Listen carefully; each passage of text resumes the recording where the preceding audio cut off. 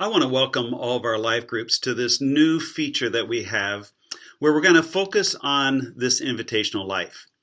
This series is a series that we believe that's going to impact not just your life, but many people around you. As you take a hold of what God wants for you, and that is that you be His ambassador, that you experience His supernatural presence in ways that you never have before, simply because you've surrendered yourself to say, God, use me. I want to live this invitational life. Well, what's interesting to me, I don't know if this applies to you, but it applied to me growing up. How many of you have ever watched Miss America or Miss Universe pageants? Yeah, I grew up with a sister. I had 3 daughters.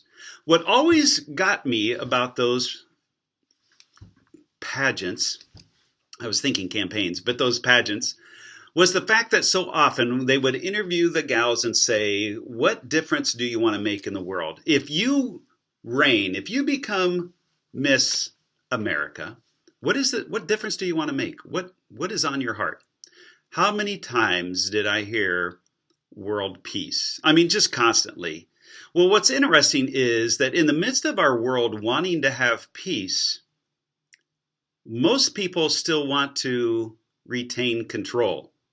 I want world peace, but I want what I want, and you just need to buy into what I want.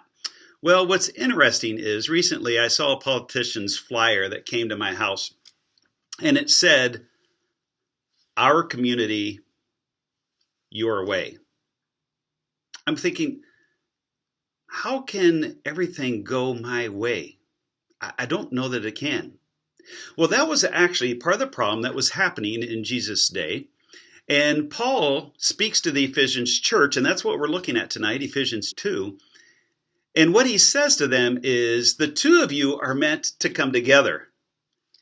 And Christ came that there would be peace on earth, maybe even goodwill towards men.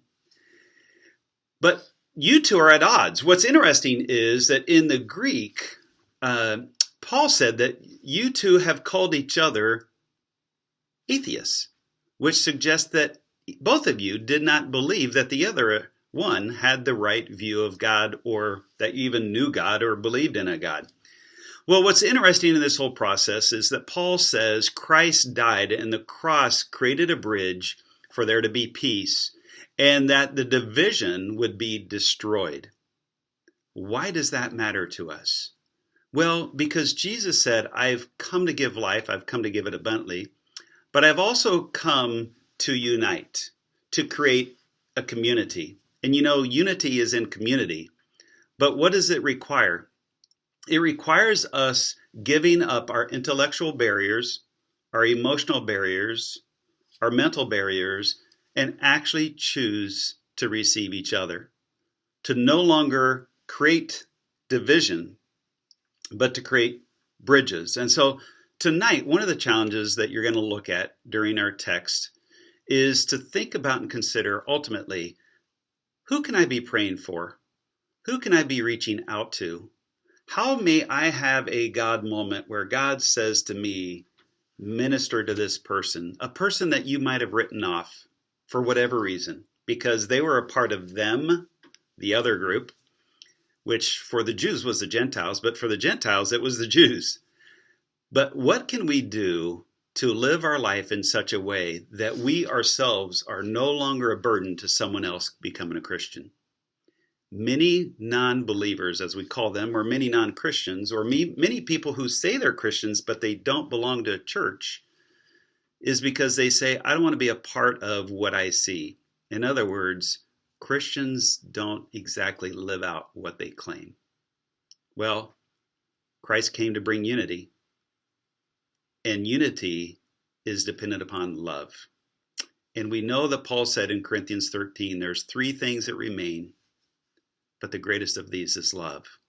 So tonight, may you embrace this call to love and the call to bring unity in our community.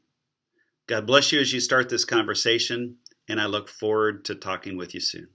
There's no greater love that I have ever found No one else I know would lay his own life down for someone like me. In my vanity and pride, with a selfless love, you've restored my life.